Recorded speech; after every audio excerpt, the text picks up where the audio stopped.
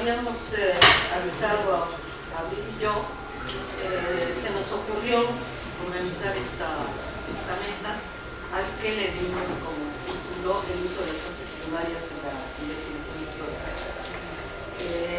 Un poco parte de la necesidad que veíamos de que ustedes vieran cuál es el uso, cómo trabaja un historiador con las fuentes primarias, que es algo que nosotros leemos en la clase de comentario de texto. Siendo que esta clase, estas charlas con estos jóvenes historiadores, pues, puede guiar muchísimo en lo que se refiere a la materia de iniciación a la investigación histórica, al comentario de textos. Me pareció que era importante que ustedes estuvieran en contacto con jóvenes historiadores, para que no crean que lo que hacemos es una locura de una viejita que se busca de papeles, ¿no? Sino que es la tarea de los historiadores, sean de la edad que sean, ¿no?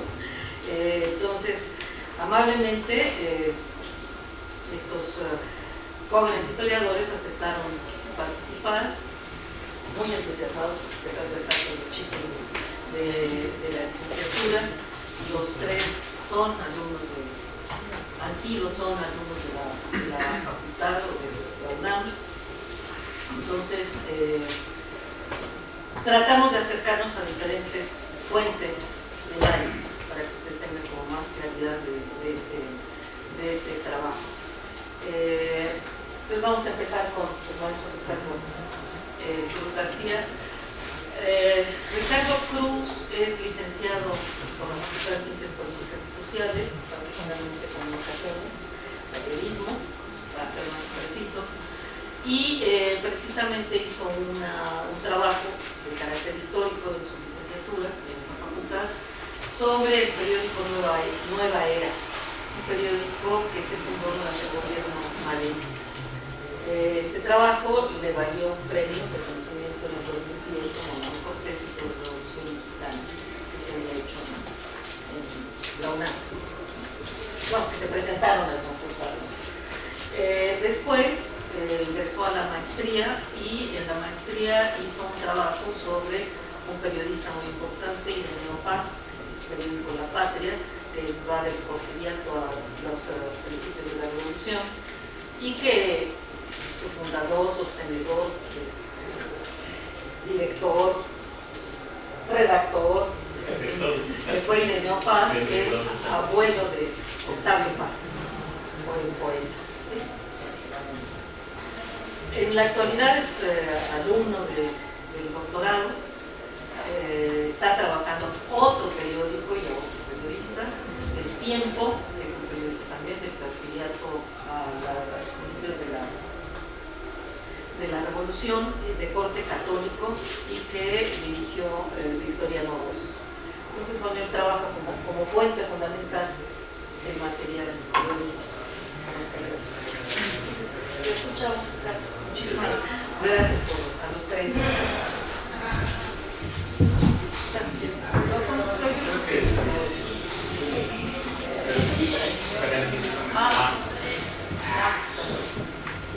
Pues muchas gracias por la invitación a la doctora.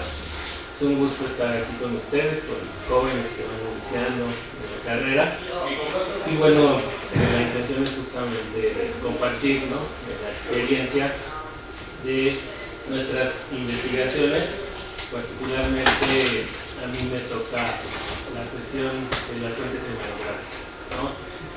Todo lo que tiene que ver con prensa. Entonces, en esa línea va la presentación, para que pues, puedan acercarse un poco más, aparte de las clases que tienen en la facultad, pues a la fuente hemerográfica, ¿no? Que, bueno, lo primero que yo diría es que es un mundo, la prensa, ahora puede haber un poquito más de detalles, pero es un mundo de mucha riqueza. Bueno, a mí me ha apasionado en los últimos años, y bueno, es muy útil también para los estudios históricos, ¿no? Espero que es lo que les pueda transmitir esta pasión y esta utilidad que puede tener la prensa para la historia. Entonces, bueno, cuando hablamos de fuentes hemerográficas, es importante tomar en cuenta no solamente los periódicos, es decir, digamos que la prensa diaria, sale todos los días, informativa, regularmente noticiosa, es lo que regularmente hablamos cuando hablamos de prensa, sino también hablar de, por ejemplo, suplementos que pueden insertarse dentro de los periódicos, dentro de los diarios, y que también forman parte de este mundo, ¿no? Suplementos pueden ser suplementos culturales, como hoy hay, por ejemplo, Confabulario de Milenio, o revistas como tales, ¿no? Como va a ser una revista como Plural, que ya verán unas imágenes más adelante del siglo XX. Pero también semanarios, por supuesto, los que se publican cada semana, revistas ilustradas, por supuesto, mensuales, bimestrales, anuales incluso, existen. Entonces, bueno, también entran en este mundo, sin olvidar las publicaciones oficiales que brindan también otra mirada al respecto, ¿no? El Diario Oficial de la Federación, es el más conocido actualmente, tiene un carácter esencialmente jurídico, ¿no?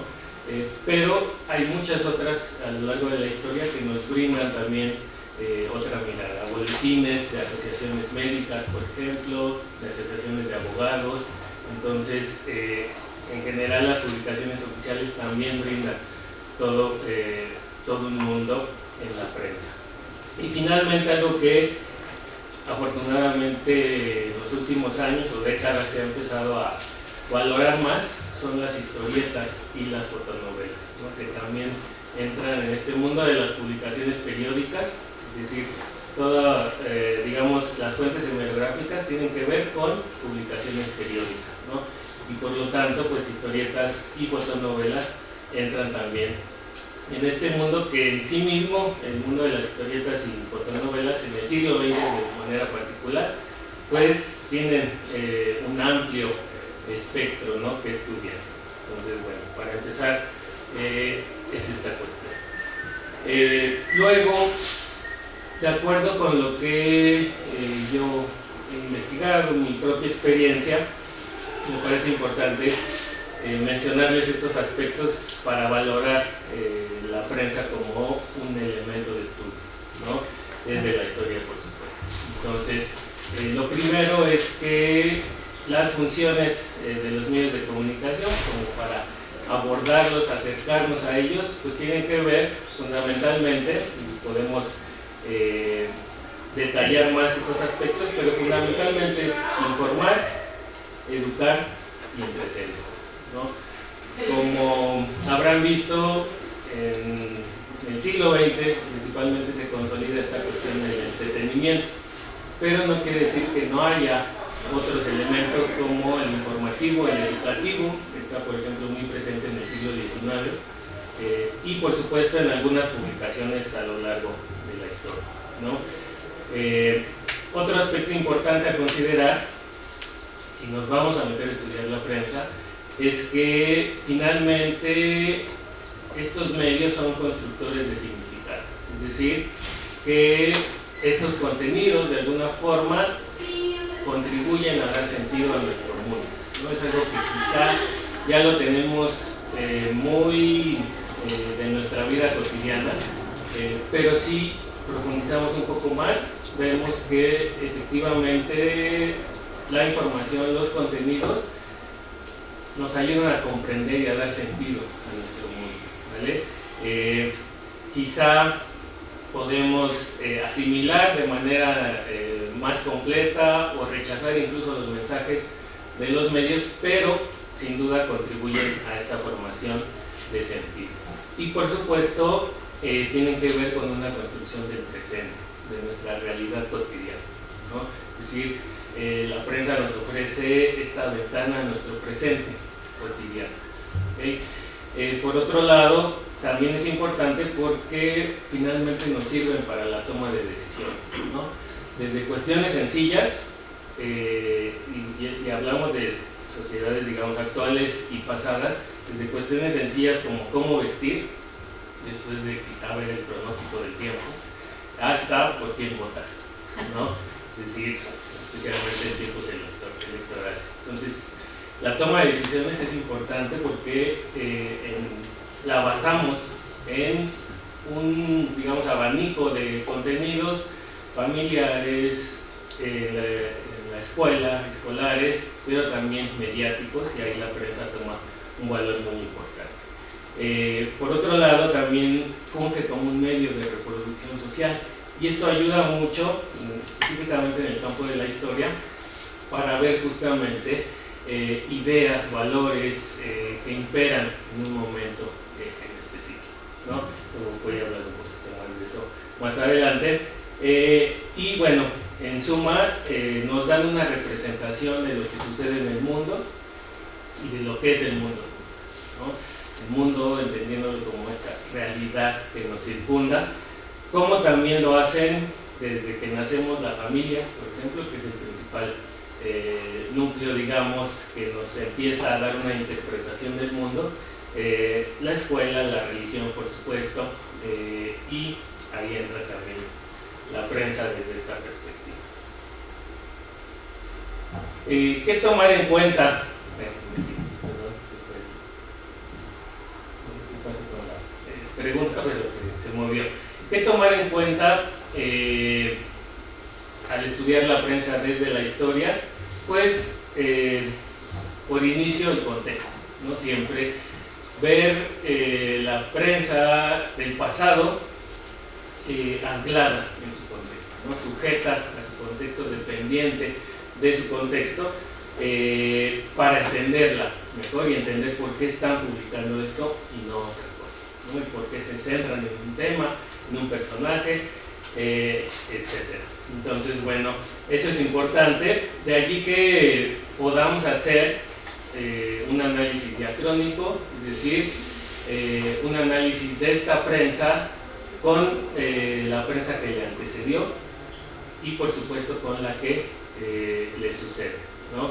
O un análisis sincrónico que tiene que ver la relación de esa prensa con otras publicaciones contemporáneas, cómo debate, cómo dialoga, cómo refuerza ciertas ideas.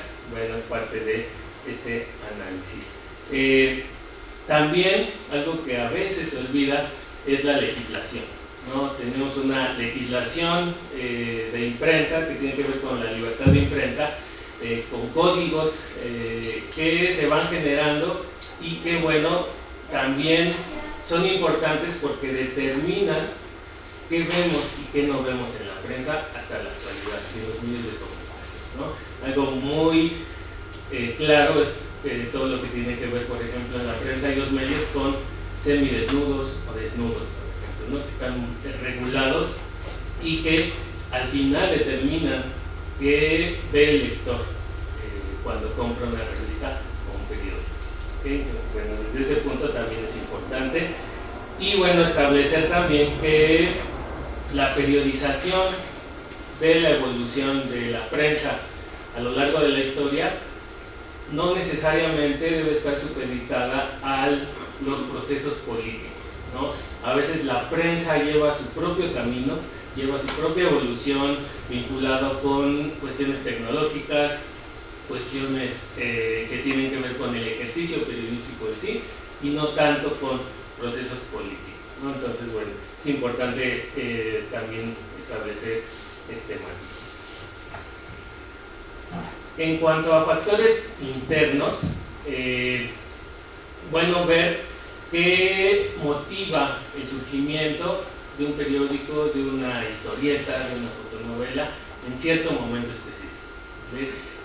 Vamos a encontrar que están muy, como mencionábamos, están sujetas a ciertas condiciones históricas y digamos que son hijas de su tiempo, ¿no? Que dependen mucho de este contexto en el que estamos abordando. Entonces hay que tomar en cuenta eso también, qué tipo de discurso periodístico se maneja, qué tipo de postura editorial, por supuesto, se maneja, qué interpretación está haciendo de la realidad política, económica, social, cultural, qué intenciones persigue, ¿okay? Digamos, qué hay en el fondo de lo que se publica, y cómo contribuye a producir el acontecer público, ¿no? Cómo va manejando la realidad cotidiana y cómo la presenta a sus lectores. Y algo súper importante, ¿quiénes son los editores? ¿Quién dirige? ¿Qué empresa está detrás? Pero también qué personas o qué grupo está detrás de tal o cual publicación y qué colaboradores tiene, ¿no? En este sentido, cómo se vincula con las élites políticas, económicas principalmente, pero también intelectuales, ¿no? No olvidemos también que muchas de las élites intelectuales pues van generando publicaciones de carácter periódico. Entonces, en cuanto a factores económicos, que también son importantes porque la prensa, a final de cuentas, es un negocio, ¿no? Principalmente ya a finales del siglo XIX, el siglo XX, está muy consolidada la idea del periodismo como un buen negocio, como que puede ser un buen negocio, ¿no? Y por lo tanto, pues tiene unas características de empresa que se vinculan fundamentalmente a la obtención de ganancias, ¿no? Entonces, no olvidemos que al acercarnos a la prensa debemos de tener en cuenta que es un negocio y que una de sus prioridades, o a veces su prioridad, es la obtención de ganancias y nada, ¿no? Vender prácticamente. Entonces, después de eso tenemos la producción y la distribución, los trabajadores que pueden encontrarse dentro de una empresa. Por ejemplo, yo les puse una imagen de un papelerito, son los encargados de distribuir, de vender los periódicos y revistas. Y bueno, entender esta idea que les mencionaba, que son productores que se dirigen a consumidores que quieren poner en el mercado un mensaje, un contenido que se venda. Entonces, no olvidemos también esta cuestión para que lo tomemos en cuenta. Otros aspectos que hay que tomar en cuenta son los factores visuales, materiales y socioculturales, ¿no? Que pueden, por supuesto, extenderse más dependiendo qué tipo de investigación ustedes quieran hacer, pero yo puse aquí algunos que tienen que ver con el análisis formal, por ejemplo, el diseño editorial, la tipografía, la formación, la ubicación de los contenidos en el cuerpo de las páginas, el tamaño, el tipo de papel, el formato, el tipo de impresión, ¿okay? Y ya de ahí nos vamos también a la gráfica, que es todo un mundo también que explorar, ilustraciones, caricaturas, fotografías, que ya la hay en la prensa, y en general otras expresiones artísticas. Otro aspecto aquí que podríamos considerar es la publicidad, ¿no? Que también últimamente se le ha dado más relevancia, cómo estudiar la publicidad desde la historia y por qué es importante, en primera como sustento económico de las publicaciones, pero también para inferir hábitos de consumo, actividad económica en cierto momento, dentro de una localidad o un país, representaciones sociales, valores, ideas, incluso deseos, ¿no? Entonces, bueno, todo eso engloba también la publicidad, y ya de ahí nos podemos ir incluso a la cuestión de la recepción, ¿no? ¿Cómo se leen estas publicaciones, ¿no? Se leen en el café, se leen en talleres artesanales, algo común en el último tercio del siglo XIX, o en otros espacios donde se generan estas prácticas, ¿no? Y aunque es difícil también acercarnos a ellos, pues es deseable acercarnos, tratar de conocer la composición del público al que va, ¿no? Tomar en cuenta que las publicaciones se dirigen a públicos infantiles, a un público femenino, un público masculino, un público más, digamos, más general, más quizá de clase media, más elitista o más popular, ¿no? Entonces, bueno, todos estos elementos que les menciono, pues nos ayudan a acercarnos a la prensa, ¿no? Ustedes pueden decidir cuál es el que les interesa, cuál es el que les es útil, pero este es un panorama de lo que podemos tomar en cuenta al acercarnos a la prensa. Y finalmente esta cuestión de no olvidar tener esta postura crítica también ante las fuentes hemerográficas, ¿no? Tomar en cuenta, luego sigue pasando todavía esta cuestión de que lo que pasa en los medios es la verdad. Pues no, es una parte, es una interpretación, una visión, una construcción de una persona, de un grupo, de una empresa en un momento histórico específico. Y eso es lo que tenemos que considerar.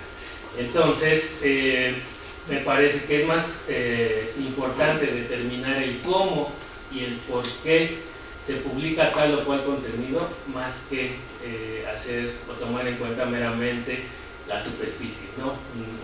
Una cuestión meramente descriptiva. Entonces, por ello es necesario contrastar con otras fuentes, no solo hemerográficas. Si nos vamos al debate periodístico, a lo que se genera en diversos medios en un momento específico, pues quizá podamos encontrar contrastes, similitudes, pero también si nos vamos a otro tipo de fuentes, podemos hallar incluso contradicciones o reforzar ciertas ideas, ¿no? Entonces, bueno, sí es muy útil la prensa, pero sí hay que también tomar en cuenta estos matices a la hora de abordar, no quedarnos con que pues, lo que dice ahí pasó, eso es la verdad, sino que contrastar, ¿no? Hacer una crítica de ellas y cuestionar lo que nos están diciendo, porque finalmente lo que nos dice la prensa también tiene intereses, no solamente políticos y comerciales, pueden ser particulares, intereses ideológicos particulares.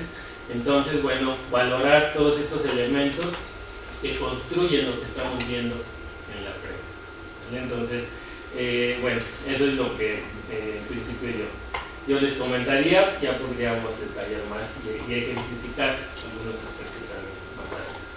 Gracias, Ricardo.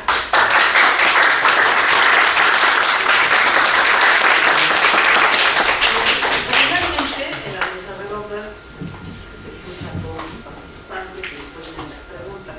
Voy a romper ese orden para animarlos un poquito. Si tienen alguna pregunta para Ricardo, algún comentario, algo que quisieran saber más, profundizar más en lo que dijo. Nada, no. Sí. Acerca de la crítica de fuentes, sobre todo en cuestión cuando hablando de prensa digital, es decir, siempre nos vamos, como bien comentas, con la finta, ¿no?, de creer que es la última palabra. A lo mejor no, los más duchos probablemente no sea así, pero siempre nos queda la duda de saber de dónde sacan esta información, porque si bien una nota de prensa puede ser una fuente primaria, ellos a su vez tienen fuentes, ¿no? Entonces se convierte en una fuente de tipo secundaria. Entonces, ¿cómo es que nosotros podemos averiguar, porque no siempre las ponen, por cierto, cómo es que podemos nosotros averiguar de dónde sale esta información, ¿no? A veces, ¿no?, ponen el tweet, ¿no?, lo insertan o ponen el video, pero de otro modo, ¿cómo podemos saber o cómo podemos cerciorarnos de que lo que está en esta nota de prensa es lo más verosímil, ¿no? Claro. Creo que hablando ya de medios digitales, sí es también otro mundo que explorar, ¿no? Porque ya tenemos, digamos, todo este mundo de internet multimedia donde la información circula de manera muy amplia y de manera muy dispersa también, ¿no? Y de manera masiva, ¿no? Es decir, hay información y contenidos de todo tipo. Entonces, bueno, creo que ahí podría entrar por un lado cierta ética de los medios de comunicación, de citar las fuentes de donde provienen, pero creo que es difícil ya en este mundo ir rastreando toda esta información, ¿no? Creo que sí tiene que ver más con una crítica, pero del mismo público, ¿no? Yo sé que es difícil, pero creo que en ese sentido quizá faltaría algo que se viene mencionando desde hace muchos años, que es una alfabetización mediática, ¿no? Que el público aprenda a criticar, aprenda a cuestionar los medios de comunicación, ¿no? En el caso, digamos, de la prensa, del periodismo escrito, es cierto que también tienen sus propias fuentes. No es tan común que las revelen, pero sí, cuando hablamos, digamos, de ejercicio periodístico de reporteo, sí es, digamos, es esencial que citen la fuente, ¿no? Que citen de quién están obteniendo la información, de qué documentos lo están sacando. Creo que en ese sentido sí es común, ¿no? Pero ya irnos a los medios digitales tendríamos que explorar otras vertientes que nos rebasan quizá por la inmediatez, por lo masivo y porque pues todavía estamos en conflicto, ¿no? Con todo esto que se está generando. Sí, claro. Otro medio también, aparte de lo que comenta Ricardo, pues sería contrastar fuentes, contrastar noticias. Por ejemplo, si es la noticia A en un medio, pues ver qué dice el mismo, ver otro medio sobre la misma noticia, ¿no? Y ver, por ejemplo, si en ese sí dicen la fuente o no. Es lo que falta también, volviendo a lo de la educación digital, es contrastar fuentes y preguntarles, cuestionarlas, pero también contrastarlas. Y eso también se aplica al método histórico. Tanto en la búsqueda de documentos, pues uno tiene que buscar también otros documentos que apoyen, contradigan cualquier hipótesis o idea sobre un hecho concreto. Yo agregaría que algo que dijo Ricardo es muy importante, la ubicación temporal de lo que se está haciendo, ¿no? En qué época estamos hablando, y también la constitución del periódico. Tenemos claro que hay una parte que es editorial, que elabora el editorial, es el responsable de su dicho. Está las noticias generalmente de carácter internacional, que incluso se sabe cuáles son las agencias que están enviando la información, y esto otro que mencionaba, ¿no? Que puede ser la entrevista a un personaje, un documento donde se saca la información, pero frente al problema, a mí me parece que ahorita estamos frente a uno clarísimo. Ayer se informó que había muerto uno de los perros que se enviaron a Turquía, y que había muerto en un derrumbe tratando de salvar o encontrar cadáveres. Le hicieron un homenaje en la Marina informó que así había muerto el perro, y ahora la noticia es que no fue así, sino que murió porque el perro era adulto y porque no estaba cuidado, protegido para el clima y el trabajo que estaba haciendo. Entonces ya tenemos dos versiones que necesariamente tenemos que contrastar y ver cuál es la que va teniendo sentido, y además la polémica que puede levantar una cosa de estas, ¿no? Entonces creo que esto es muy importante, ver el tiempo en el que estamos. Sí. O sea que todos hablamos con tu tema. Perdón. Bueno, yo también utilizo mucha prensa y creo que depende de las preguntas que queramos hacernos y que podamos responder, porque a lo mejor sí es muy llamativo saber exactamente la verdad y exactamente cómo pasó, pero como historiadores sabemos que la verdad pues es casi inalcanzable, ¿no? Y que hay una metodología que se puede seguir para aproximarnos, pero entonces partiendo de eso, en mi caso me pregunto no cuál fue exactamente el hecho, sino por qué esta editorial dice esto, por qué este medio de comunicación dice esto otro, y entonces como que alrededor de este hecho que estamos analizando podemos estudiar las posturas que hay para poder respondernos nuestras preguntas. Y creo que también eso pues, aportaría al estudio de las fuentes demográficas, aunque nunca tal vez sepamos la verdad. Gracias. ¿Alguna pregunta más? ¿No? Sí. Bueno, ¿qué tal? Antes de todo, me gustaría agradecer a Ricardo que se toma el tiempo de estar aquí con nosotros y de compartir todo su conocimiento.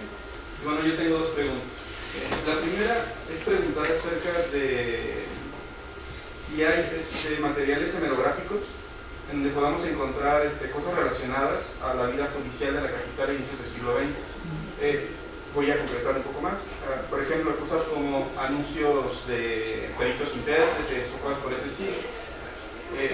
Eso lo digo porque, he encontrado, por ejemplo, en periódicos como El Hogar, en uno de sus volúmenes de 1910, cosas relacionadas, pero más bien llegadas a denunciar, por ejemplo, cómo es que el proceso judicial a veces queda impune para algunos extranjeros. Y mi segunda pregunta es acerca, habéis mencionado al inicio acerca del Diario Oficial de la Federación. Existe un sitio digital, digitalizado, pero llega hasta 1911, hasta febrero de 1911. Entonces me gustaría saber si podemos consultar años anteriores y en dónde. En las bibliotecas. Sí. Ahí está. En la biblioteca está el Diario Oficial completo. Seguramente está también en la Tejada, en fin, son como muchos lugares donde puede estar en el Archivo General de la Nación. Sí. En la biblioteca digital incluso hay varios ejemplares. La cuestión es que no se llama Diario Oficial de la Federación, o sea, no la vas a encontrar por ese nombre. Son diferentes, incluso, especialmente en el siglo XIX va cambiando el nombre, ¿no? Gaceta del Supremo Gobierno de México, Diario del Supremo Gobierno de México, etcétera, ¿no? Entonces sí tendrías que ubicar como el periodo histórico para ver cómo se llamó y ya a partir de ahí pues facilitar tu búsqueda. 1900 a 1910. ¿Es el Diario Oficial? Creo que sí, es el Diario Oficial. Sí, incluso no es de la Federación de los Estados Unidos Mexicanos. Sí. Creo que todavía aparece como Gaceta para ese entonces, porque justo ayer estaba buscando información sobre migrantes chinos antes de la revolución y me aparecían varias gacetas.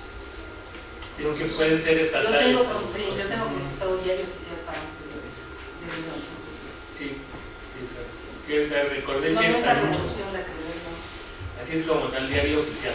Sí. Y ya creo que, si no me equivoco, a partir del 1917 ya va a ser Diario Oficial de la Federación.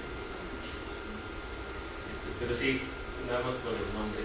En cuanto a las publicaciones de carácter jurídico, sí hay de asociaciones de médicos, específicamente de esos años, no recuerdo una, pero me parece que sí llega todavía hasta finales del Porfiriato una publicación que se llama El Faro, que es puramente jurídico, ¿no?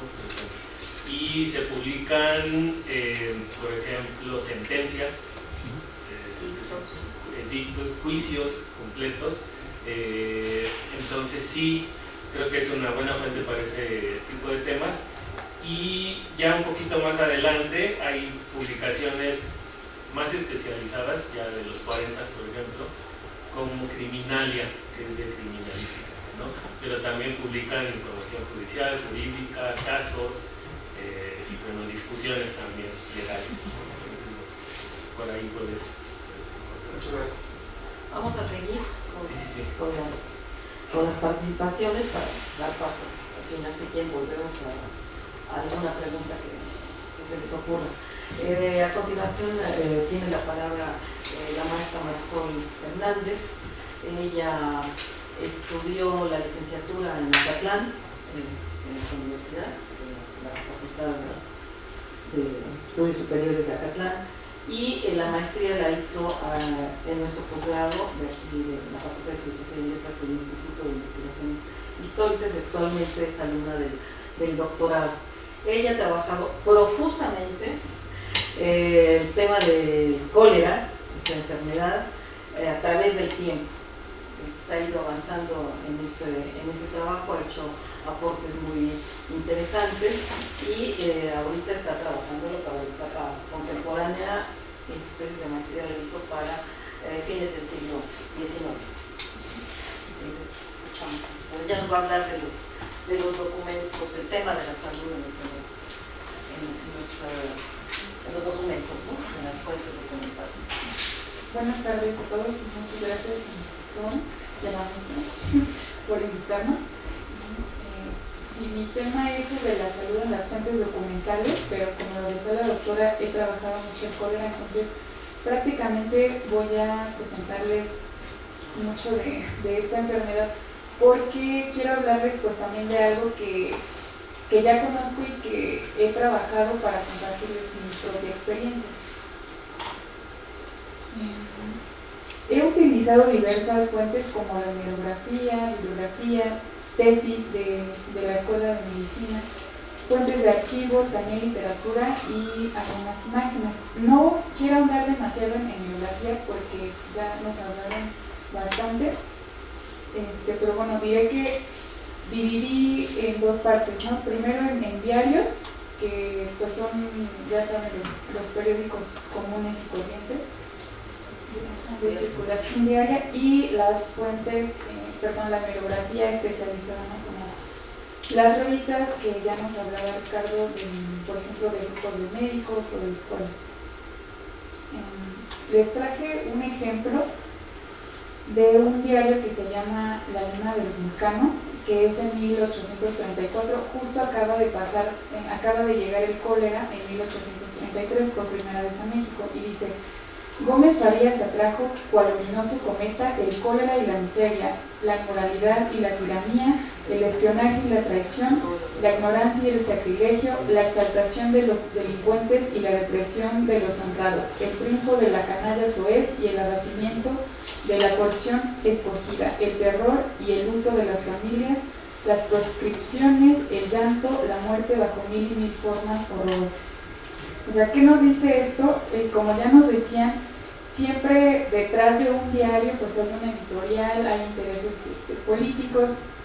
Entonces, lo que nos dice este párrafo es que se trata obviamente de un diario que es católico, que tiene mucha relación con la iglesia. ¿Y por qué habla tan bondadosamente de Gómez Farías?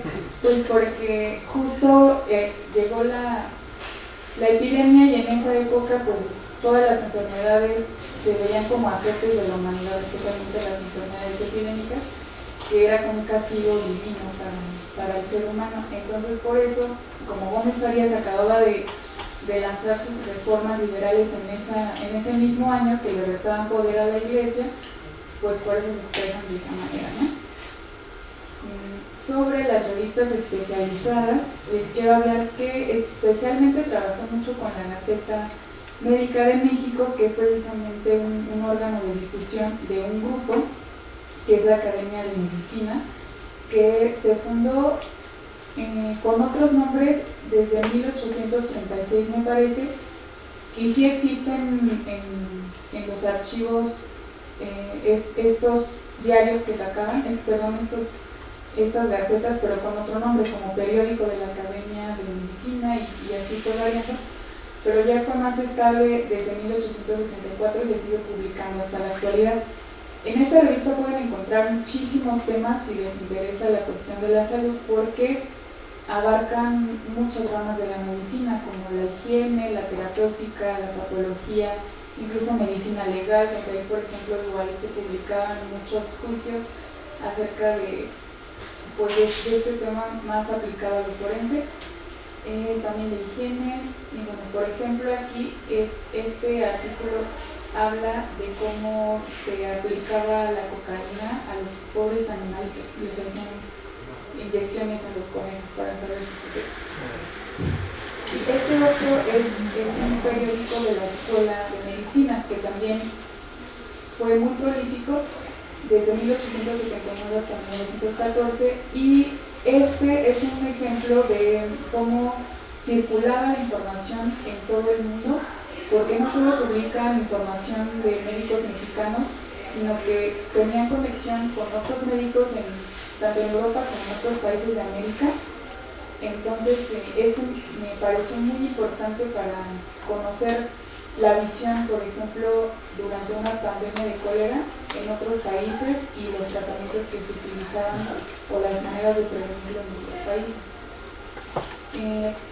Actualmente, como ya estoy trabajando siglo XX, esta revista también está muy bien, que se llama Salud Pública de México, y las otras, perdón, no les dije, pero la primera la pueden ubicar en la biblioteca del Departamento de Historia y Filosofía de la Medicina, que está en el Palacio de Medicina, en la Plaza de Santo Domingo, y la otra la pueden encontrar igual la primera, en la Academia de Medicina de México, que está en Centro Médico Siglo XXI.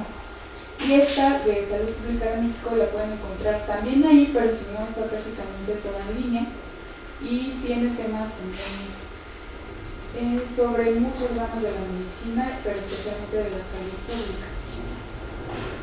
Ahora también utilicé otra que es de Lancet, entre otras más, pero esta me parece muy importante porque igual la pueden encontrar toda en línea y tiene muchísima información de todo el mundo, pues de temas de salud, porque pues era de la coronavirus, bueno, sigue siendo. Entonces, pues ahí se encuentran noticias de todos los países del mundo y como que lo que estaba más en boga en ese momento. Ahora, sobre bibliografía, pues es básicamente los libros especializados que se publican en la época que estamos estudiando, y aquí les puse los ejemplos. El primero es el ensayo de geografía médica y climatológica, que estuvo a cargo del doctor Domingo Bañanos, y que es una obra súper importante para hablar de temas de salud a finales del siglo XIX, porque se hizo con una compilación de muchos cuestionarios que se enviaron a todos los estados de la República, y lo que se pretendía con ello era conocer pues las características específicas de cada región, porque se consideraba que de acuerdo al clima, a la altura, a la humedad, a todo esto, eran las enfermedades que se desarrollaban en cada lugar. El otro ejemplo es un tratado de enfermedades venéreas, y así como había muchísimos tratados para toda clase de enfermedades, ¿no?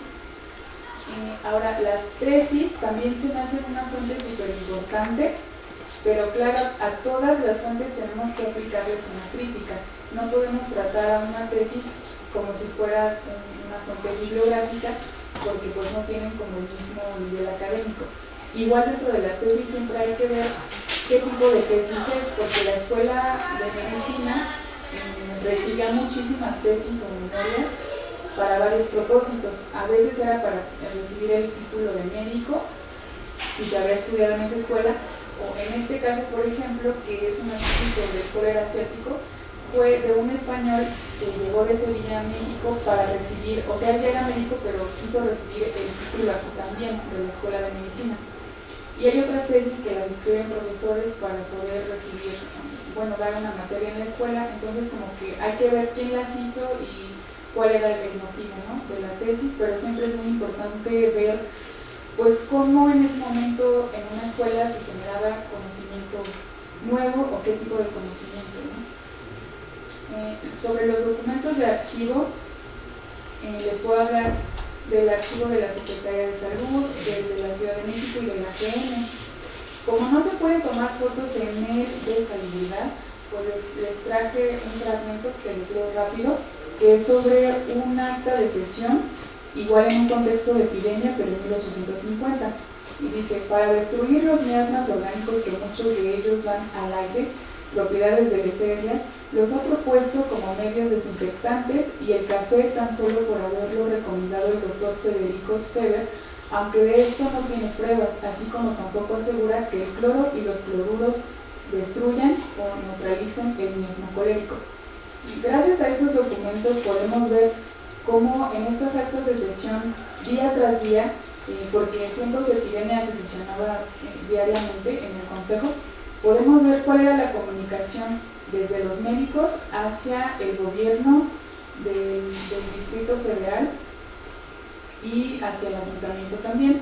y cómo se trataba de abordar un problema que en esos momentos estaba saliendo de las manos, porque aunque ya se había vivido una vez el cólera en 33, pues no se conocían ni las causas ni la forma de detener. Entonces, por ejemplo, aquí estaban hablando de cómo fumigar o con qué sustancias fumigar los cementerios. En este otro que lo consulté en el archivo de la Ciudad de México, este es de 1885 y es una circular. El gobierno sacaba muchos documentos para dar a conocer medidas a la población, como eran especialmente los bandos y las circulares. En este, por ejemplo, nos dice el gobernador que como el cólera ya está en España, se tiene que dar a conocer medidas a la población porque es muy probable que llegara de allá. Este, por ejemplo, es del AGN, y en el AGN también se pueden encontrar muchos documentos que están tanto en el de Salubridad como en el de la Ciudad de México. Y este me gustó mucho porque ahí pude encontrar las memorias de las juntas de socorro, que eran juntas que se organizaban por la población civil para poder atender a los enfermos. Pues este es un vale para poderle brindar atención médica a una persona que no contaba pues con los medios para pagarlo por sí mismo. Sobre literatura, igual hay que poner siempre atención como de dónde vamos a sacar nuestra información, ¿no? Y hacerle también esa crítica. Por ejemplo, aunque es muy bonito el cólera, no, el amor en los tiempos del cólera, pues no puede ser una fuente primaria para estudiar el cólera en el siglo XIX. Entonces, pues me fui a buscar libros que fueran más bien como autobiográficos o memorias, y por ejemplo esta de Guillermo Prieto nos cuenta cómo vivió él el cólera en 33. Dice: las boticas apretadas de gente, los templos con las puertas abiertas de par en par, con 1000 luces en los altares, la gente arrodillada y derramando lágrimas, a gran distancia el chirrido lúgubre de carros que atravesaban llenos de cadáveres. Todo eso se reproduce hoy en mi memoria con colores vivísimos y me hace estremecer. O sea, también podemos encontrar no solo la visión oficial que nos muestran los documentos de los archivos, sino indagar en cómo la población vivió, ¿no? Emocionalmente esta clase de eventos. Este es otro fragmento de José María Lafragua, de Los Ecos del Corazón, que era parte de su diario y que él nunca lo escribió con la intención de que fuera publicado. Sin embargo, después de su muerte lo publicaron, y ahí nos cuenta cómo su prometida murió y cómo fueron los auxilios que le dieron en el último momento. Señala que llamaron al médico, que le recetaron cáusticos y una plancha. Y nosotros podemos preguntarnos como, ¿qué fue eso de la plancha o de los cáusticos? Pues ahí podemos como confrontar cómo los métodos que se publicaban en esos tratados sí se llevaban a cabo en la vida real. Y uno era así súper dramático, como este de la plancha, era aplicar directamente sobre la espalda de las personas una plancha de hierro, así, sí, caliente. Y los cáusticos pues eran sustancias que corroían prácticamente la piel, pero en esa época pues los médicos llamaban a este periodo de reacción, que era como si, o sea, te vamos a dar algo muy muy fuerte y si no reaccionas pues ya te mueres, pero como es lo último, es como o reacciona de plano o se muere en el intento. Entonces nos habla de cómo era la medicina. Y bueno, ya para terminar les quiero mostrar algunas imágenes. Por ejemplo, los mapas son muy valiosos para estudiar el avance de las enfermedades, y se me hace muy interesante cómo en el siglo XIX por primera vez, o sea, se usaban mapas para toda clase de fines, ¿no? Pero por primera vez en esa época, sobre todo a las grandes potencias les interesa saber cómo es el avance de una pandemia, porque obviamente va a afectar sus intereses. Y en estas otras que se publican también en prensa, pues podemos ver cómo en el imaginario colectivo se percibía a las epidemias. Casi siempre son como la personificación de la muerte con su guadaña, Y por ejemplo ahí, que es como previo a la Primera Guerra Mundial, podemos ver cómo llega y arrasa con los ejércitos. Por ejemplo, en la de ese lado, se llama el pacificador y está disfrazado como alguien del Imperio Otomano y en su escudo dice el cólera. O sea, como normalmente el cólera es una enfermedad que se contagia demasiado entre las tropas, pues por eso lo veían de cierta manera como el pacificador. O sea, si no se mataban entre ellos, pues sí, el cólera. En esta otra vemos una ilustración donde muestra cómo una persona joven y saludable se transforma prácticamente en un cadáver viviente cuando le da el cólera, porque o sea, es la deshidratación es así tan grave que prácticamente pareces un cadáver. Y esto me lleva a la siguiente imagen, que es la representación de un entierro prematuro. Como les bajaba tanto el pulso, la temperatura y se veían azules, prácticamente parecía que estaban muertos, entonces muchas veces sí llegaron a enterrar personas vivas aún. Y bueno, escribí mal eso, perdón. A manera de conclusión, solo quiero decirles que siempre preguntemos a nuestras fuentes quién es el autor, desde dónde escribe, o sea, quién lo sostiene detrás, para quién escribe y con qué intención. Y de forma específica podemos hacerle preguntas que sean como que nos lleven como sobre un hilo conductor para poder hacer dialogar las fuentes entre sí. Por ejemplo, en mi tesis de licenciatura les pregunté más bien a esos textos ¿cuál era el origen que proponía el autor sobre la enfermedad? ¿Cuáles eran los remedios curativos que empleaba y cuáles eran los medios preservativos, por ejemplo? Entonces, de hecho, les comparto lo que hice en una tabla donde puse el nombre del autor, dónde escribía o en qué medio escribió, cuál era el origen de la enfermedad, así como una tabla comparativa de la patología, la terapéutica, la higiene y todo esto. Y ya con esta información pude después construir un diálogo más fácilmente y así ir, no sé, redactar un texto, por ejemplo, para fulano de tal el cólera es una enfermedad de origen miasmático, mientras que para Citano es de origen electromagnético, y mientras que para uno la mejor forma de prevenirlo es la higiene, para el otro son los ecosanitarios, y así. Entonces, como que es importante buscar el eje conductor de nuestra narración y a partir de ello hacerle las preguntas pues necesarias a nuestras fuentes. Y por mi parte estoy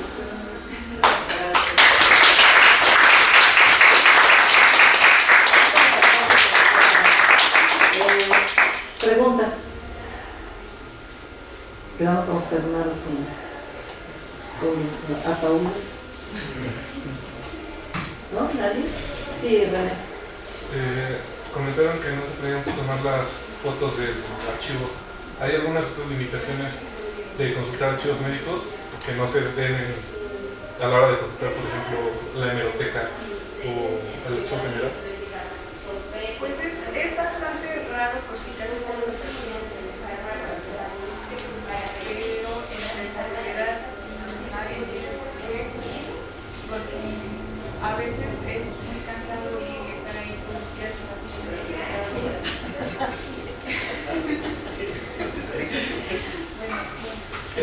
Entonces, es cosa de la administración, pero puedes tomar una foto, pero cada una te cuesta 80 pesos y tienes que ir a hacer un depósito bancario y un montón de cosas. Solamente que sea a lo mejor una fotografía que realmente es así súper importante para la investigación, pues ya la información, pero si no, pues tienes que estar ahí leyendo.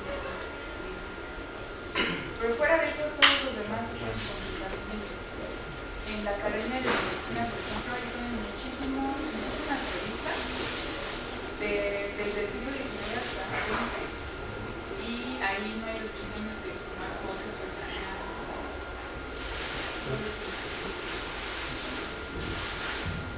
Gracias.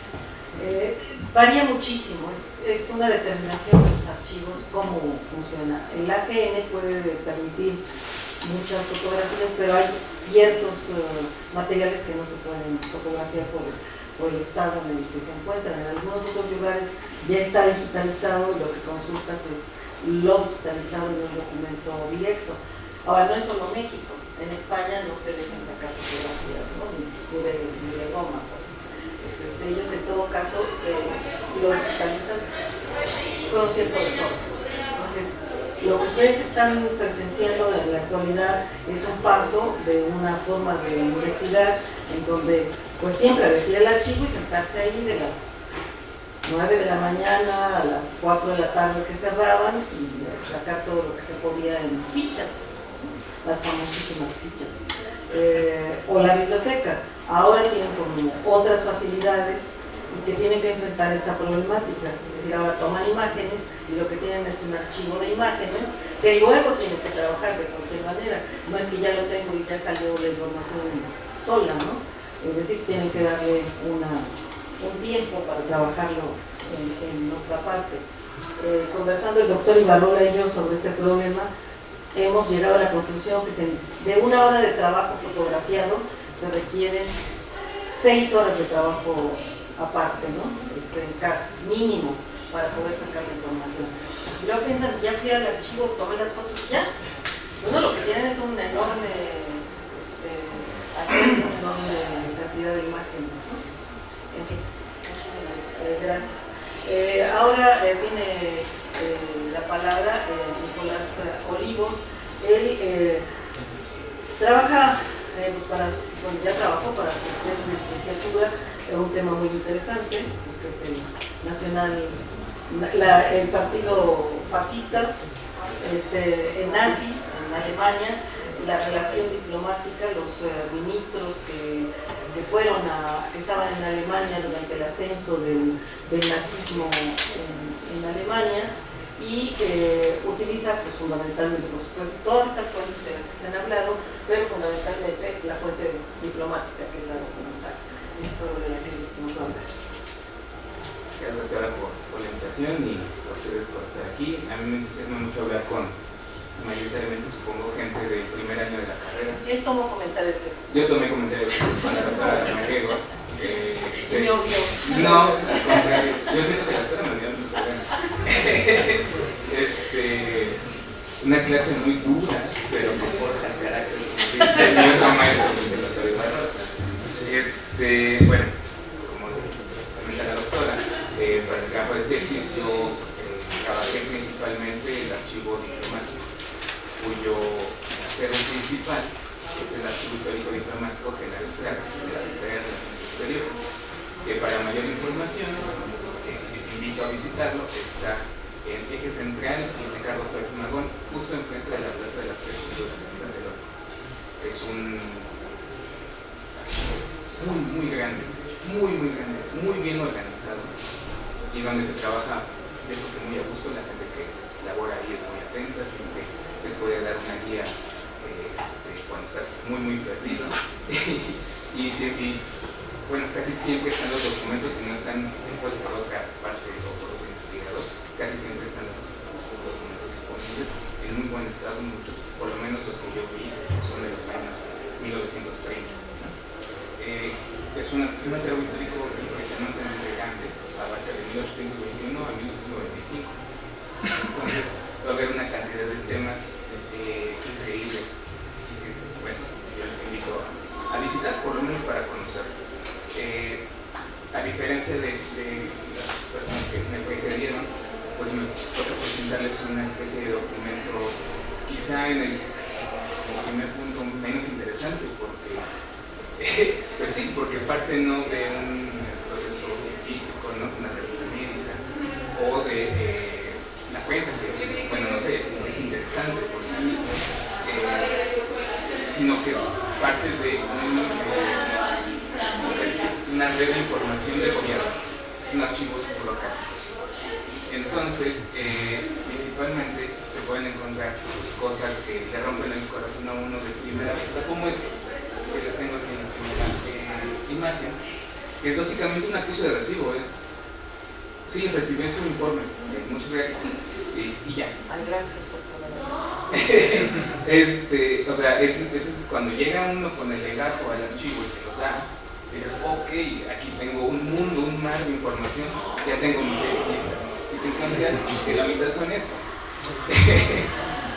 Que pueden, en primera vista, no decir nada, pero sí dicen las cosas. Por ejemplo, él hace referencia a una ley orgánica del servicio diplomático. Se dice, se recibe el informe diplomático conforme a la ley, es decir, el ministro en Alemania, en este caso, por cierto, todas son fotos del archivo que consulté partes, entonces son expedientes de la embajada mexicana en Alemania de los años 1930. Responde que el ministro tenía por una obligación de ley para entregar el informe mensual. Entonces, un simple acuse de recibo como este güey que sigue, que es incluso más parco, son 3 líneas, ¿no? Pero está refiriéndose a una circulación de información. Ese informe no nada más lo elaboró un ministro en Berlín, sino que fue recibido en la Secretaría de Relaciones Exteriores, en una oficina donde se leyó, donde se trabajó. También pueden decir más cosas, aunque sean simples acusaciones de recibo.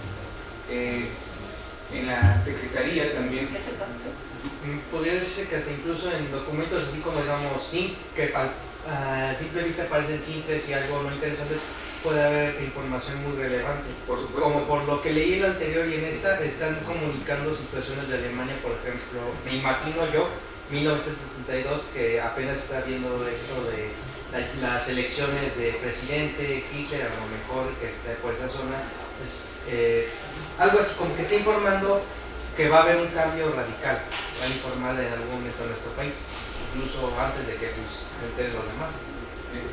O sea, son suposiciones, pero hay veces... Bueno, también, pero vamos a escucharlo, ¿no? Yo pensé que ibas a decir otra cosa, urgente, se está quemando el edificio. Bueno, hay que tomar en cuenta cuáles son los fondos documentales. Por ejemplo, en el archivo de Relaciones Exteriores hay diferentes fondos documentales. Hay archivos de las embajadas, que son diferentes a los de los consulados. ¿Por qué? Porque los consulados principalmente tienen información económica o migratoria, y las embajadas tienen más contenido político, social, económico, migratorio, que es un fondo un poco más rico, menos específico que un fondo consulado. También están los archivos particulares. Hay archivos particulares de los... bueno, este es un telegrama, por ejemplo, se pueden encontrar un telegrama, todo lo que decías. No solo hay informes mensuales, sino que hay noticias urgentes. Entonces se pueden encontrar en los archivos telegramas. Está precioso. Hitler consiguió... Es un informe político de la elección de la Cancillería de enero de 1933, justo el tema que decías.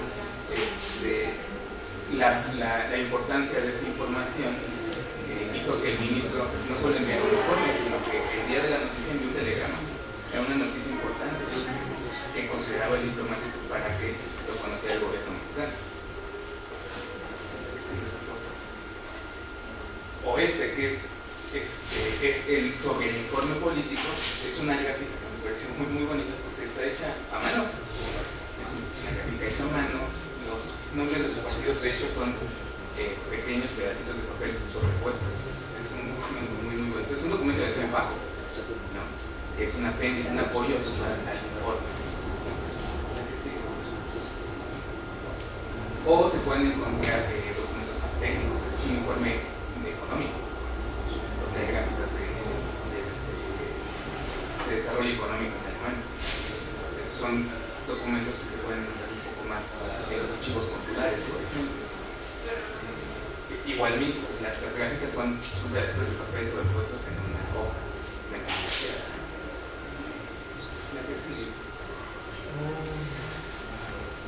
O los archivos personales de los diplomáticos, obras de servicios donde se tienen sus datos. Por ejemplo, si nos interesa la trayectoria de un diplomático, no solo porque fue diplomático, digamos el caso más famoso, Alfonso Reyes, un literato muy reconocido del siglo XX, que fue muchas veces diplomático mexicano. En el archivo de Relaciones Exteriores está su archivo personal y vienen notas como estas, ¿no? Incluso los que vienen sus señas particulares, por así decirlo. tienen también sus trayectorias académicas, sus trayectorias burocráticas, ¿no? Se pueden rastrear su historia dentro del servicio diplomático en ese tipo de fuentes.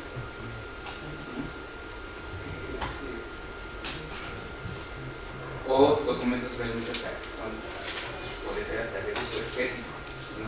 Es una carta de presentación de un ministro del Ministerio de Mejoras, firmada por el presidente de la República para presentarlo ante el gobierno de Suecia. Es una carta dirigida al rey de Suecia, donde se presenta a este ministro para que se incorpore como el enviado mexicano, el enviado del pueblo y del gobierno mexicano.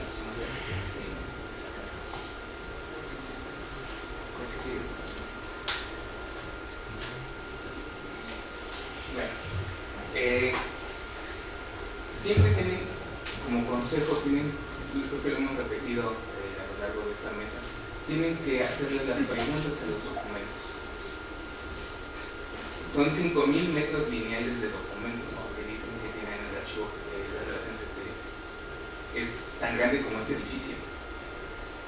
Si ustedes no van con preguntas a un archivo o a una hemeroteca, si no van con preguntas a sus fuentes, va a ser muy difícil que consigan información. Tienen que cuestionarse antes incluso de ir al archivo, porque si no se van a perder, así de simple. Y muchas veces también tienen que ir con la idea de que igual no van a encontrar, o más bien casi nunca encuentran lo que uno busca, ¿no? Encuentran más cosas, ¿no? Porque siempre tienen que recordar que los documentos, los periódicos, cualquier tipo de fuente para nuestra labor como historiador, si no está el historiador, pues nada más es una reliquia, es un objeto del pasado. A fin de cuentas, la historia la hacemos los historiadores, y es a partir de nuestras preguntas y de nuestros conocimientos, de saber en dónde están situados los documentos, de dónde parten, lo que les han explicado en estos documentos, ¿no? ¿Quién lo produce? ¿Para qué lo produce? ¿No? Es lo que quieren decir. Estos son archivos documentales de burócratas, son informes de un tiempo particular, de un burócrata que está, en este caso en Alemania, informando de una situación, desde su punto de vista, desde lo que él conocía. Eso no es la historia de Alemania, no es la historia del ascenso de Egipto al poder, ¿no? Es solo un informe de lo que él percibió, así como hoy en día de seguro se siguen haciendo esos informes en relaciones exteriores. Y lo que también decía al principio de los documentos, pueden ser a simple vista simples, parcos, que no dicen nada, pero por ejemplo en este no sé si podés ampliarlo con un documento casi siempre dice más de lo que tiene escrito. Por ejemplo, este es el informe, me imagino que no he creado, pero si pueden notar al margen hay una anotación que presumiblemente hizo el secretario de Estado, el secretario de Relaciones Exteriores. Y la siguiente es un sondeo. Es una nota que dice: los informes de Alemania son los mejores entregados a la época. Es decir, aparte del informe, aparte de conocer que sí llegó a leerse, también nos pueden, por ejemplo, decir con qué atención o con qué motivos lo leían en relaciones exteriores. Para este tiempo, el secretario de Relaciones Exteriores era José Manuel Busch-Terrorán, y él impulsó una modernización en el servicio diplomático, y estaba muy interesado en los informes que enviaban de las misiones que estaban en Europa y de todo el mundo. Entonces, esto puede ser un granito de arena para impulsar esa idea de, es cierto, o sea, no nada más es un libro. El secretario estaba interesado en esa transformación, estaba interesado en que sus diplomáticos fueran una fuente de información fiable. Todo esto nada más es un pretexto para contarles mi experiencia con el archivo histórico diplomático y para dejarles un poco de recomendaciones de qué es lo que en mi experiencia necesitan hacer para seguir avanzando en esta obra del oficio de historia como Gerardo González. Entonces podemos ir a las siguientes imágenes. Por ejemplo, hay cuestiones materiales, irónicas del trabajo del historiador, como no tomar bien una foto, como esta, ¿no? O conocer el propio archivo. En la siguiente imagen está el fichero. No sé si ustedes han visto un fichero o lo han utilizado. Para buscar las referencias de los documentos o de los libros, se utilizaban este tipo de ficheros donde se organizaba temáticamente, alfabéticamente, por año, y tienen las referencias. Por ejemplo, es la ficha de un expediente personal de Elvira Marones, y vienen sus fichas bibliográficas. En el archivo todavía se tiene que ver ese fichero para poder pedir el expediente, porque tienes que poner las fichas bibliográficas con el papeleta para solicitar. Entonces, ese tipo de cosas que ustedes supongo que ahorita no han experimentado, yo les invito a que lo experimenten, que vayan a los archivos. Hay algunos, como la AGN, que creo que ahorita no, pero y en relaciones exteriores, tienen visitas guiadas. Apúntense. Sí, es que según leí todavía estaba como en remodelación, creo que estamos por ya están, ok. Apúntense, vayan en un grupo de amigos, visítenlos, que les den una visita guiada para que sepan de qué documentos están conformados sus archivos. No quieren ir a la AGN porque está en San Lázaro o en Tlatelolco o en las Ciencias. Vayan a la Hemeroteca Nacional, que está aquí en la zona cultural universitaria, para que se empapen y vean más o menos cuáles son nuestros espacios de trabajo, nuestras fuentes, dónde están situadas, cómo se organizan, cómo pedirlas, cómo tratar con el personal, y también incluso pues qué materiales están hechos. La doctora Madero acaba de mencionar de archivos fotográficos, pero hay algo que por ejemplo yo no sabía y hasta que no me fui a enfrentar a algo así, que son los archivos que están en microfilm, que ese en el archivo mediográfico mucho está microfilmado, ¿no? Pero en un momento dado eso era la última. Claro. Y hoy, los por años ejemplo, 70, 60, si ustedes, por ejemplo, buscan ciertas tesis en la Biblioteca Central, en el piso 10, están microfilmadas. No están los tomos, están microfilmadas. Y eso es una especie de máquina con rollos similares a los negativos de fotografía antiguos. Se ponen, se proyectan con una luz y uno tiene que ir con los diales viendo página por página. No sé si alguien ha visto, por ejemplo, El silencio de los inocentes, que ahí se está estableciendo archivos bibliográficos en ese tipo de máquinas, que es los archivos microfilmados, perdón, me olvido. Y eso, por ejemplo, creo que es casi imposible de fotografiar porque es una imagen bastante borrosa de por sí.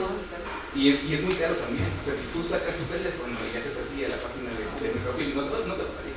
¿No? Ese tipo de cosas, incluso físicas, a las que se enfrenta el historiador, archivos que no te dejan fotografiar. ¿No? Creo que en Serena, por ejemplo, fotografía de la Ciudad de la Biblioteca Nacional.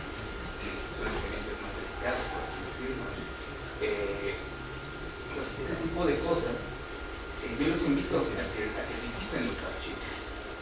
Ahí va a estar su trabajo en un futuro, ya sea de tesis, ya sea de trabajos escolares. Algo muy importante. La magnitud de la información que hay es impresionante. A donde quiera que ustedes apunten como historiadores es impresionante. Mi recomendación es que tengan método y disciplina. Justo decía la doctora Madero que tener fotografiado un archivo, sí, yo fotografié 6 años de archivo en 2 sesiones de 4 o 5 horas en el archivo de relaciones exteriores. Me llevé todo mi archivo a mi casa y era muy feliz. Tardé un año en sacarle la información para hacer ya el texto, ¿no? O sea, tener las fotografías del archivo o de un libro o tener las fotocopias, eso no es tener la información para un trabajo, ¿no? A mí me hubiera gustado que alguien me dijera eso muy al inicio de la carrera, porque por ejemplo yo tenía un muy mal hábito de lectura, no sé si lo tengo, que es subrayar copias. Perdón. Subrayar copias, en mi punto de vista, no funciona. Copias o PDFs, subrayarlos no funciona, porque simplemente están alargando sus lecturas. No van a hacer una, no van a hacer dos, van a hacer 3 o 4 lecturas del mismo texto.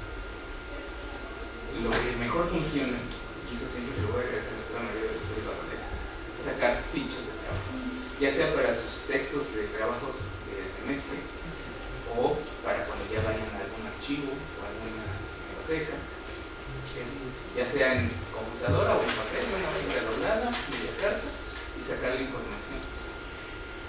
No solo van a tener información ya recopilada de fuente que ustedes han trabajado, sino que la van a poder organizar. Entonces, podrían tener, por ejemplo, un libro que leer ya fichado, ya no lo van a tener que volver a leer, ya tienen la información, simplemente tienen que regresar su ficha, y esa ficha les puede servir para otras cosas. Eso es por mi parte lo que les quería comentar. Muchas gracias.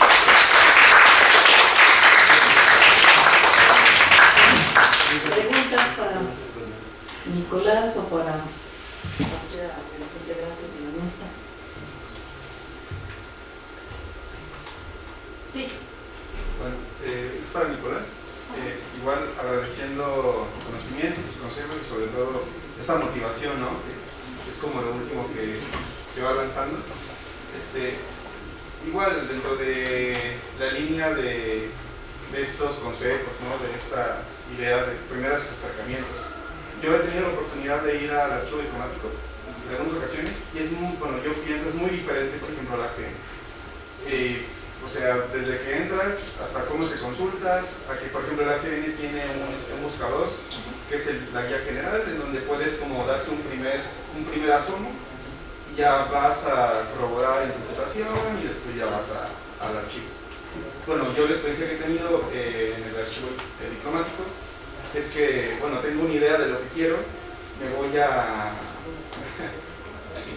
las fichas a consultar, y bueno, he tenido la suerte de encontrar, ¿no? Pero bueno, ¿qué pasa si no, no? De repente me quedo ahí payaso y ya no hice nada, me regreso. ¿A dónde voy, no? Porque también he podido ir al buscador que está en la parte de arriba, pero bueno, pienso yo, es un buscador muy limitado, o sea, no encuentras, pese a que pongas las palabras clave, pese a que hagas el proceso de investigar, o sea, a veces te puede soltar nada.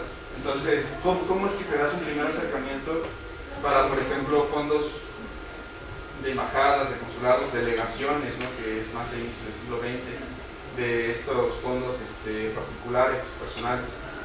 A mí me gustaría saber, la verdad. Mi acercamiento sí fue puramente empírico del archivo, igual que el que tú más o menos comentas. Y lo primero que hice fue revisar la guía del archivo. Tiene una guía de archivo de 4 tomos.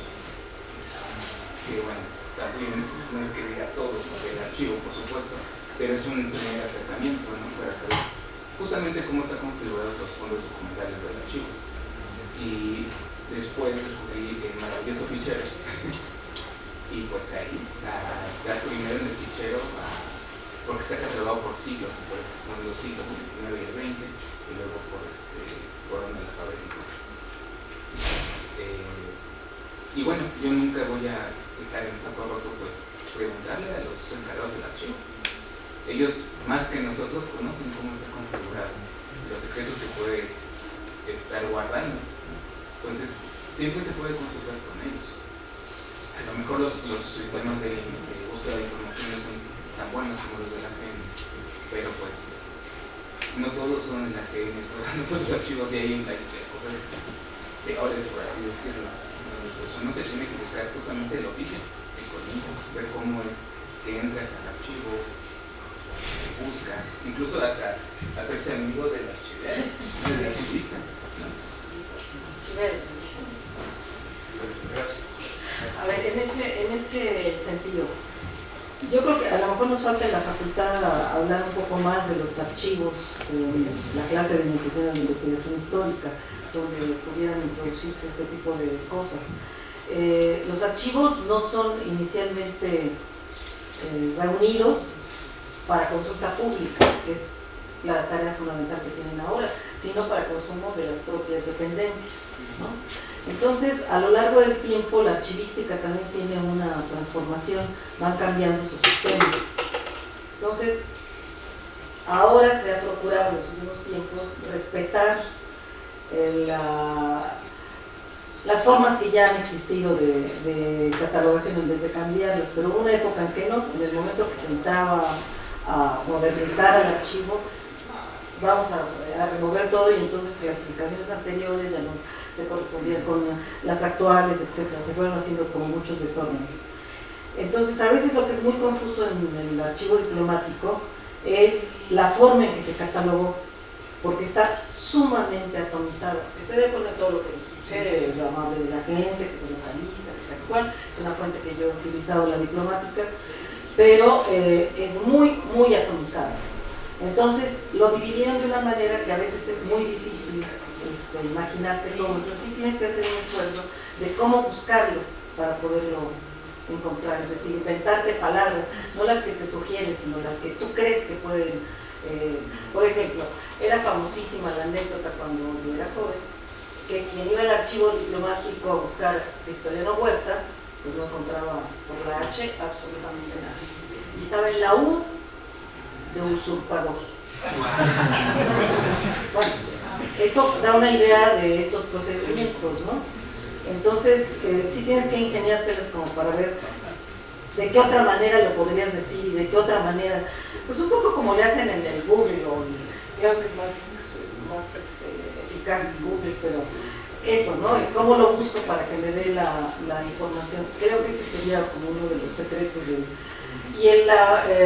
y lo que tener claro lo que está en el archivo histórico, lo que está en el de concentración y en el archivo muerto, ¿no? Entonces, en fin, creo que esa es una de las posibilidades con el archivo. Yo, por ejemplo, les puedo decir que viendo el expediente de Victoriano Huerta, que sí lo vi en Relaciones Exteriores, en el momento que lo hacen presidente, cuando se hace presidente solito, es un expediente de 2 tomos muy voluminosos, que solo hablan de felicitaciones. ¿Quién lo felicitó para esto que les mencionaban? Ya encontré el expediente de Huerta, nada, eran felicitaciones. Al final de ese expediente, esos expedientes, que tuve la paciencia de revisar, estaban los informes que le enviaron los delegados de Carranza en Nueva York para las reuniones de Niagara Falls. ¿Qué hacen ahí? ¿Quién sabe? Pero están ahí. Es decir, también ahí esa otra parte que nos ocurre mucho, que de repente nos encontramos algo que ni quien se esperaba, ¿no? Que está mal clasificado. Que está mal puesto. Y que no sabemos si fue mal puesto por error humano o por deseo. No, por deseo de que no se encuentre, ¿no? También puede ser. No sé. ¿Alguna otra pregunta? Ya si no hay preguntas. A ver, yo lo que quisiera insistir, y creo que de alguna manera en las 3 charlas que agradezco muchísimo el esfuerzo que pusieron estos jóvenes historiadores por entusiasmarnos en el trabajo de la historia, quiero insistir en que la historia es una ciencia en construcción. No es una disciplina, no es una ciencia que esté acabada. Aquí está acumulado el libro de historia y esto otra vez a repetir. Se está construyendo paulatinamente a través del tiempo. El historiador no es repetidor de conocimientos, es algo que tenemos que insistir muchísimo. Y desde luego un historiador parte de lo que otros historiadores han hecho, pero agrega algo nuevo a lo que está viendo. Ya sea porque encontró nuevos documentos, porque partió de nuevas preguntas, porque tiene una nueva perspectiva histórica, una nueva perspectiva teórica y se está acercando con esta intención. Es por eso que en la Facultad de Filosofía y Letras, en el plan de estudios, se insiste que lo que tenemos que darles son herramientas para investigar, mismas que nos van a servir para docencia o para difusión, pero son esas herramientas las que se les tienen que dar y no solo el conocimiento histórico al que se ha alcanzado. Entonces lo que tratamos de hacer en estos primeros semestres para que ustedes puedan llegar a esa tarea. Parte importante de esas herramientas es comentario de textos. que es la única escuela, insisto, en este país que da esa materia. Tienen el privilegio de tenerla, que otras no lo tuvieron. Y esa es la pretensión. En la encuestita que les hice, a nadie le gustó comentario de texto. Les gusta historiografía general, historiografía de la música, de la historia, la optativa. El comentario no tuvo ni una sola mención. Una. ¿No? Pues yo no vi ninguna. No pretendo ser taquillera, eso no me importa.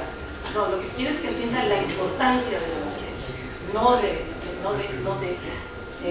mi persona como profesora, sino la importancia de la materia para poder ser historiadores. Entonces, muchas veces ustedes, hasta que ya salieron de la facultad o de otra escuela, tuvieron que aprender a hacer todas esas tareas que nosotros estamos intentando promover en la clase, ¿no? Se tienen que enfrentar con que hay que formarse a base de experiencia. Nosotros estamos tratando de tener consecuencias ahora. Pues yo les agradezco muchísimo, me pareció muy interesante lo que ustedes dijeron. Nos pusimos de acuerdo en las temáticas nada más de lo que trabajan. Cada uno de ellos fue muy creativo en su presentación y tocaron como muy diversos aspectos de este panorama general de la cuestión hemerográfica, pasando por todas estas fuentes que pueden servir para el tema de salud, pero también vemos que todos los temas son posibles en la historia, lo que se les ocurra. Finalmente, como decía Luis González, todo es historia. Y pues hasta los consejos ya va a ser muy práctico de que les está haciendo Nicolás, ¿no? Pues muy agradecida por su participación. Entonces, nos vemos. Muchas gracias. Y nos vemos muchas gracias a los compañeros que no son del grupo ni nos acompañaron. Muchísimas gracias. Espero que les haya resultado de interés las exposiciones. Nos vemos el martes.